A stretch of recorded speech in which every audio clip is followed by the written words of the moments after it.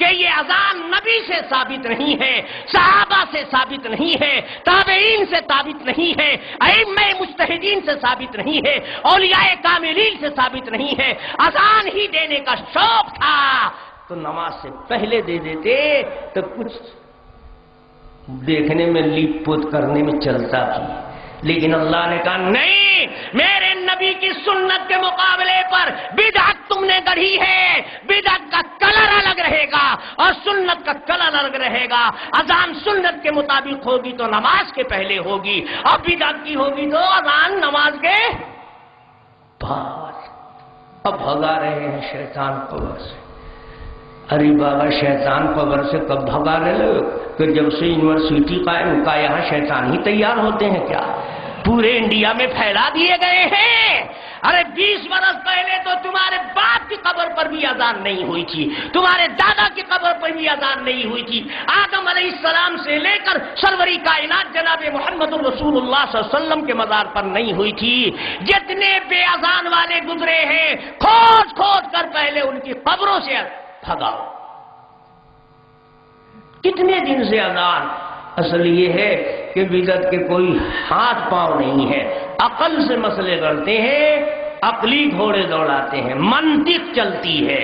سنو، شریعت کا مدار نقل کے اوپر ہے، عقل کے اوپر نہیں ہے۔ شریعت کی گاڑی کا پہیا قاعدہ ہے، فائدہ نہیں ہے۔ تم بزنس مائنڈ ہو، دین کو بزنس بناتے ہو، اس لیے فائدہ فائدہ فائدہ فائدہ۔ تو عرس کرنے میں بہت فائدہ ہے۔ دیکھا یار لوگوں نے، واہ ری واہ کیسا مبارک دن ہے اور کیسی پرنور فضا ہے، ایک دن میں سال بھر کی کمائی ہو جاتی ہے۔ اس سے زیادہ حضرت کا فیض اور کیا پہنچے گا؟ ہم نہیں کہتے، اگر دیوبند کہتا تو تم بڑے آسانی سے کہہ دیتے کہ یہ تو دیوبندی بول رہا ہے، یہ تو دیوبند کا فتویٰ ہے۔ ہم تم پوچھتے ہیں تم سے، صدیق اکبر کی خلافت میں سعودی حکومت تو نہیں تھی، نجدیوں کا اقتدار تو نہیں تھا، صدیق اکبر کی حکومت میں پورے بدر کے میدان میں احد کے شہیدوں کی قبروں پر کہیں ایک چادر اور کہیں عرس کا میلہ دکھا دو۔ آج بڑی آسانی سے کہہ دیتے ہو وہاں تو ہم اس لیے نہیں کر سکتے کہ وہاں پٹائی کٹائی شروع ہو جاتی ہے، وہاں ضرب یضربوں کی گردان شروع ہو جاتی ہے، بانون تاکید ثقیلہ و خفیفہ شروع ہو۔ ارے آج نجدیوں کا اقتدار ہے، فاروق اعظم کی خلافت میں بھی نجدی مسلمان بستے تھے، وہاں بھی بہابڑوں ہی کا اقتدار تھا، وہ بھی نبی کے گستاخوں کا دور تھا۔ فاروق اعظم نے کبھی احد کے شہیدوں کے مزار پر چادر چڑھایا ہو، ان کے عرس منائے ہوں تو تاریخ کے حوالے سے دکھاؤ، معلوم ہوا کہ یہ صحابہ کا طریقہ نہیں تھا اور اولیاء کا بھی نہیں تھا۔ ایمانداری سے بتاؤ، خواجہ ہند حضرت شیخ معین الدین اجمیری رحمت اللہ علیہ کے پیر تھے کہ نہیں تھے؟ ان کے پیر کا نام کیا تھا؟ کہو کہ 12 بجے رات کے بعد تو یاد کی ہوئی چیز بھی بھول جاتی ہے، یہ تو پہلے ہی سے ہم بھولے ہوئے ہیں۔ شیخ عثمان ہارونی ان کے پیر کا نام تھا۔ شیخ عثمان ہارونی کا پہلے انتقال ہوا کہ خواجہ اجمیری کا پہلے انتقال ہوا۔ شیخ عثمان ہارونی خواجہ اجمیری کی زندگی میں انتقال کر گئے تھے۔ خواجہ اگر عرس و چادر والے ہوتے تو اپنے پیر حضرت شیخ عثمان ہارونی کے مزار پر عرس کرتے، چادر چڑھاتے اور میلہ لگاتے، لیکن کوئی مائی کا لال کسی مستند تاریخ کے حوالے سے دکھا نہیں سکتا ہے کہ خواجہ اجمیر نے کسی بلی کے مزار پر چادر چڑھایا ہو اور عرس کیا ہو، اور کوئی نہیں دکھا سکتا کہ غوث العظم نے، خواجہ بغداد نے اپنے پیر کا عرس منایا ہو۔ تو غوث کا دامن ان کے ہاتھ میں ہے جو بے عرس والے ہیں، جو بے چادر والے ہیں، اور چادر گاگر والا کہتا نہیں چھوڑیں گے۔ ارے پکڑا ہم، تم کون چھوڑنے نہ چھوڑنے والے؟ ایک سے نوجوان کو دیکھا بڑی دھمکی دے رہا، نہیں دیں گے طلاق دیں گے نہیں، کسی حال میں نہیں دیں گے، دے ہی نہیں سکتے۔ ارے بھائی تیری شادی ہو گئی ہے؟ کہا نہیں شادی تو نہیں ہوئی. تو پھر کس کو کہہ رہا؟ اس کی بیوی کو. ارے اس کی بیوی کو تم کون طلاق دینے والے؟ غوث کا دامن ہم نے پکڑا.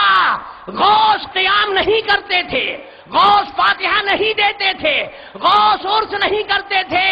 کوئی مائی کا لال دکھا دے کہ غوث العظم شیخ محی الدین خواجہ بختیار، اور کوئی دکھا دے خواجہ اجمیر، اور کوئی دکھا دے صابر کلیری، اور کوئی دکھا دے نظام الدین اولیاء بیٹھے تھے مجلس میں، نبی کا تذکرہ چل رہا تھا اور ایک بیگ ختم پر سب کھڑے ہو گئے اور جھوم کر مستی میں لاکھوں سلام بھیجنے لگے. معلوم ہوا کہ وہاں سلام تمہارا سلام نہیں تھا. کوئی دکھا دے کہ خواجہ اجمیر کے بارگاہ میں 11 تاریخ کو فاتح ہوا ہو، 12 تاریخ کو شیرنی بنائی گئی ہو، دیگ چڑھایا گیا ہو، خواجہ اجمیر نے اس کے اوپر فاتحہ پڑھی ہو. پتہ یہ چلا کہ یہ فاتحہ جس کو جعلی، جس کو انگریزی ملا ڈپلیکیٹ شیروانی پگڑی جبہ اور دستار والا جھوٹی روایت پیش کر کے کہتا ہے کہ نبی نے دیکھو کھجوروں کے اوپر فاتحہ پڑھی.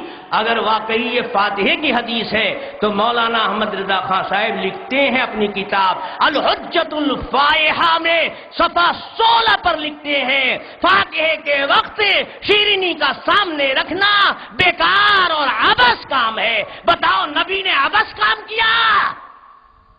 خان صاحب بول رہے ہیں کہ یہ عبث ہے.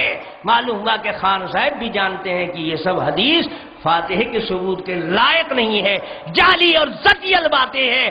اگر کوئی چیز حدیث سے ثابت ہوتی تو اس کو عبث و بیکار کہنے والا کہاں جائے گا؟ طاہر حسین کے بتانے کی ضرورت پیش آئے گی. تم نے تو خان صاحب کا بھی حلیہ بگاڑ دیا.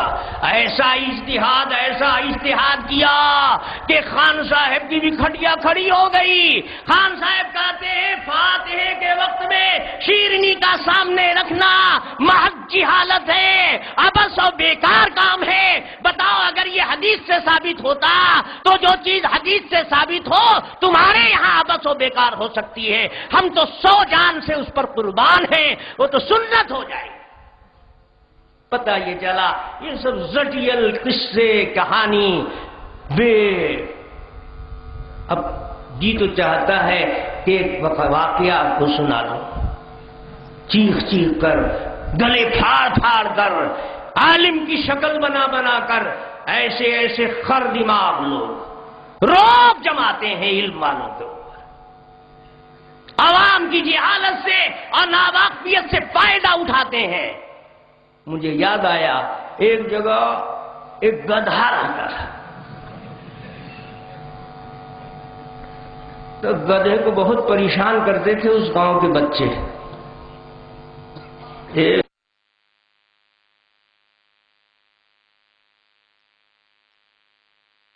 اس کے سر سے لے کے دم تک چڑھ کر کے اس کو تھورتے رہتے تھے. تو گدھے نے دیکھا کہ ارے بہت دلیر ہو گئے ہیں یہ بچے، میں ان چھوٹے چھوٹے بچوں پر بھی نہیں ہوں. اچھا بتاتا ہوں، کہیں سے شیر کی کھال مل گئی، بس گدھے نے شیر کی کھال اڑ لیا. اب اوپر سے کیا نظر آ رہا ہے؟ شیر. پہلے نکلتا تھا سب بچے چاروں طرف سے کود کود کر چڑھ جاتے تھے. اب جب نکلا تو لوگوں نے کہا ادھر بھاگے شیر آ رہا ہے شیر. سب گھر میں ڈھک جائے. تو گدھا اندر سے بہت خوش، واہ واہ اب تو ہم شیر ہو گئے. بہت لوگ ہمارے اوپر شیر بنتے تھے، اب آئے ذرا چڑھے ٹھیکے تو نزدیک تو آئے. کون بچہ ہمارے ڈر کے نزدیک جائے؟ دور ہی سے گلی میں دیکھا رہے ادھر سے آ رہا ہے شیر رے، دروازہ بند، سب شنٹ. الشیر صاحب وہ گدھے رام مستی سے گزرتے تھے. ایک دن پانی کے پاس سے گزرے تو اپنے کو دیکھا تو نظر آیا شیر، تو سمجھ گئے کہ واقعی ہم بھی شیر ہیں. تب خیال ستانے لگا گدھا تو گدھائی دماغ کتنا. اس نے سوچا کہ ارے یار جب میں شیر ہو گیا ہوں میری شکل سے لوگ بھاگ رہے ہیں